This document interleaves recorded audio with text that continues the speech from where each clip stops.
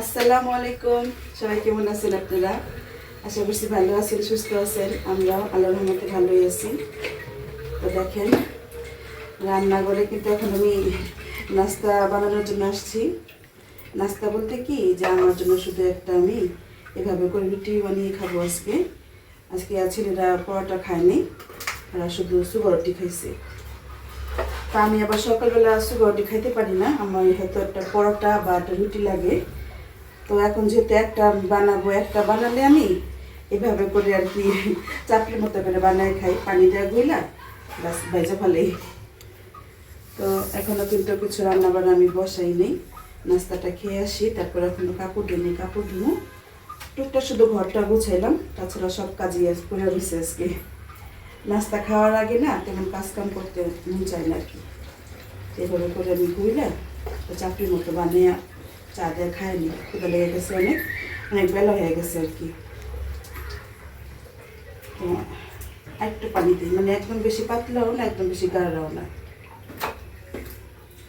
আমি তো এখানে রুটিটা দিয়ে দিলাম, আর এখন একটু উল্টিয়ে দিব। একদম তেল ছাড়া আমি ভাজবো আর কি। এই তাওয়াটায় রুটি বানাই তো এখন, তাই তেল তেলা ভাবটা গেছে গা। এই দেখেন, আমি একটু এভাবে করে একটু মচমচা বানাবো আর কি।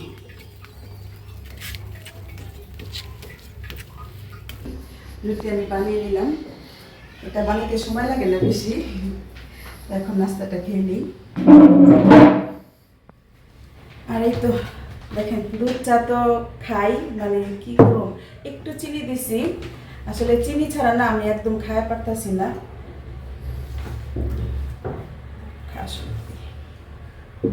বিসমিল্লাহ।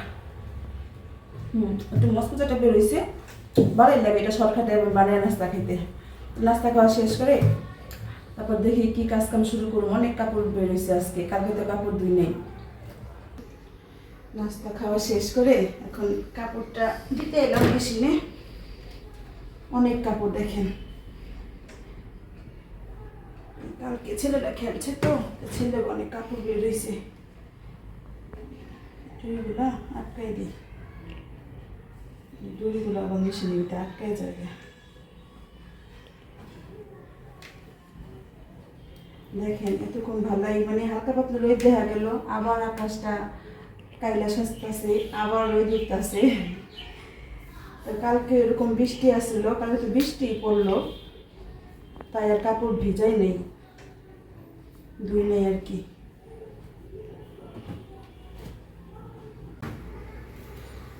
এই তো সব কাপড় চোপড় আগে দিয়ে নিলাম। এখন হলো এই যে সাবানের ফাঁকি দিয়ে নেই।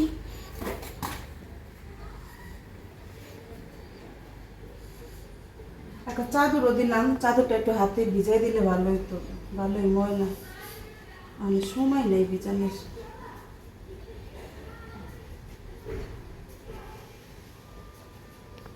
অনেকে বলে মেশিনের কাপড় পরিষ্কার হয় না, মেশিনের কাপড় না হাতে ধোয়ার চেয়ে ভালো পরিষ্কার হয়, কিন্তু আর কি সব জামা কাপড় দেওয়া যায় না আর কি। আমি আবার ভালোই লাগে আমার কাছে। ছেঁড়া পোলাপানের কাপড় চোপড় তো প্রচুর বের হয়, প্যান্ট হ্যান মোটা মোটা, ওইগুলো হাতে ধোয়ার চেয়ে মেশিনে দিলে অনেক ভালো লাগে আর কি। আমার কাছে সুবিধাই লাগে মেশিনে কাপড় ধোয়া। এখন আমি সেট করে দিই। আজকে অনেক কাপড় চোপড়, টাইমটা একটু বেশি দিব, পাওয়ার দিলাম। তারপর হলো যে 36 দিই, আর অল্প কাপড় হলে আমি 24 দিই আর কি। এই যে স্টার্ট করলাম। তো আমি এখানে 36 মিনিট দিলাম, 36 মিনিট পর দেখা হচ্ছে। জানি কারেন্ট না যায়, কারেন্ট গেলে তো আবার দেরি হবে।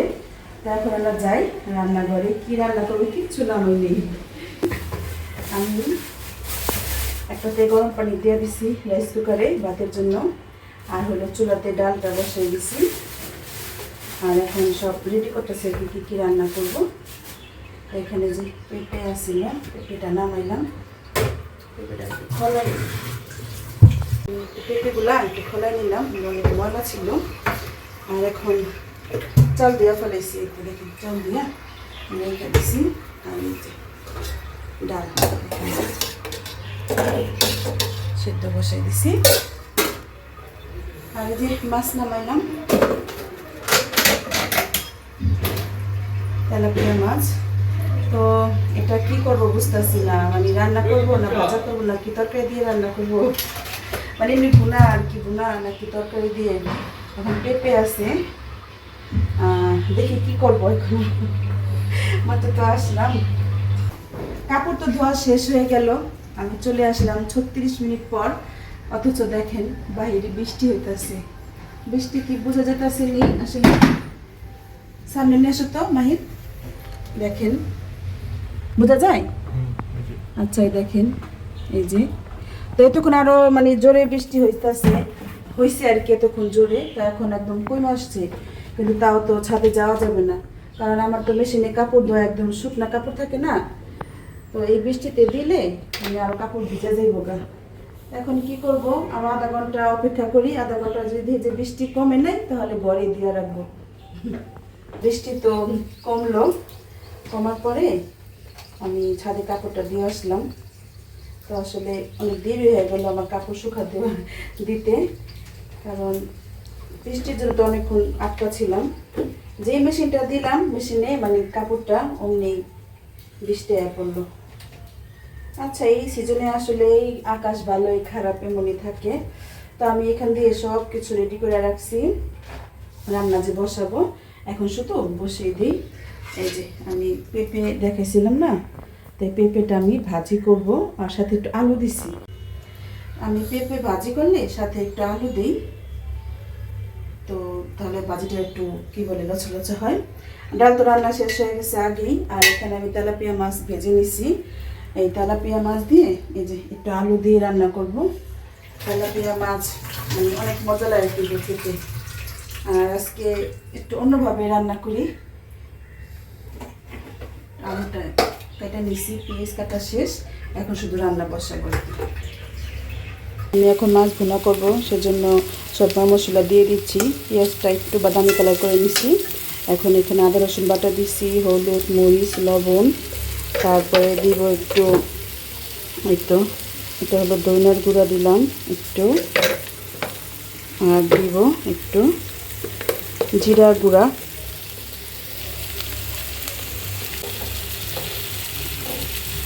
এই তো জিরা গুঁড়া দিয়ে দিলাম। তো এই হলো মশলা। এখন একটু আমি পানি দিয়ে দিই।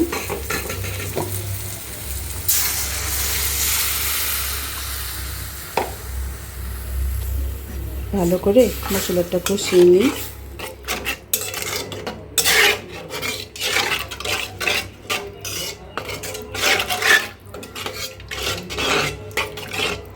তারপরে আমি মশলা কষানো হলে আলু দিব, আলু আর টমেটো একসাথে দিয়ে দিব। আমি মাছের মশলাটা একদম সুন্দর করে কষিয়ে নিয়েছি। যত বেশি মশলা কষাবেন তত বেশি কিন্তু স্বাদ যে কোনো তরকারি, আমি তো বলি বারবার।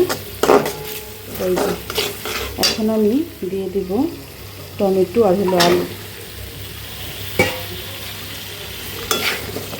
এখন আলুটা ভালো করে এই মশলার সাথে আবার একটু কষিয়ে নিব। এখন সেদ্ধ করা যাবে না, শুধু কষিয়ে নিব আর কি। তারপরে ঝোলের জন্য পানি দিব।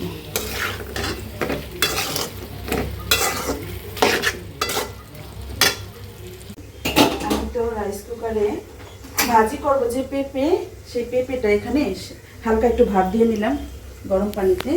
এখন পানিটা ছেঁকে নিই।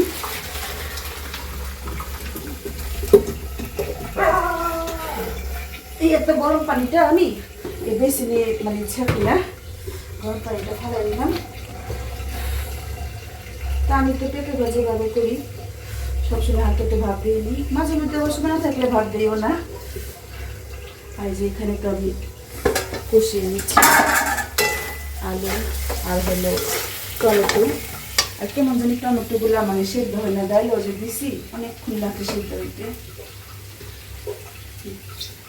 মাছ রান্না হয়ে গেল, খুব সহজে আমি এত মজাদার মাছ রান্না করে ফেললাম। তো তেলাপিয়া মাছ কে পছন্দ করেন? আমরা তো অনেক পছন্দ করি, কারণ এই মাছে মানে কাটা কম থাকে, আর ছেলেরা তো ওদের ফেভারিট মাছ তেলাপিয়া। অনেক হয়তো খায় না, কিন্তু আমরা অনেক পছন্দ করে খাই, অনেক মজা করে খাই। আর আজকে রান্নাও করলাম সেই মজা করে, শর্টকাটে অল্প মশলা দিয়ে আর কি। আমি তো মাছে তেমন হাবি দিবে তেমন মশলা দিই না, আপনারা জানেন সেটা। আর এখন আমরা ভাজিটা বসে দিতেছি। এই যে পেঁপে ভাজি করব। দেখেন এখানে আমি পেঁয়াজটা হালকা একটু বাদামি কালার করে নিলাম। এখন কাঁচামরিচ কুচিটা দিয়ে দিই, তারপরে দিয়ে দিব এইটা।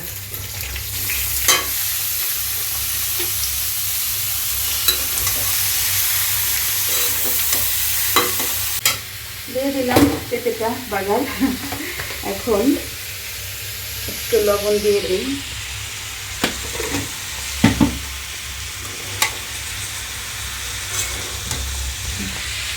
আমি তো সবসময়ের মতো আজকেও সাদা ভাজি করব। আর সাদা ভাজিটা আমরা খুব পছন্দ করি। ভালো করে নাড়াচাড়া করে দিলাম। এটা হোক, আর ঢাকবো না এটা এখন। ঢাকলে মানে আমি তো হালকা ভাত দিয়ে দিয়েছিলাম, মোটামুটি ভালো সিদ্ধ হয়েছে। আর দেখেন রান্না তো শেষ হলো, এই যে দেখছেন। তারপরে কিন্তু আমি রান্না করার সময় মানে যেটাতে আমি ভাজি বসাইছি কড়াইটা ধুয়ে নিচ্ছি। হ্যাঁ, তারপরে দু একটা রকম ধোয়া হয়েছে। একেবারে যেগুলো সব দিতে এই হলো কাজ কাম। আমরা ছাদে যাবো, কাপড় আনতে হবে। এখন সবগুলো ধুয়ে নিই, মানে ভাজি হতে হতে আমি রান্নাঘরটা গুছিয়ে নিই।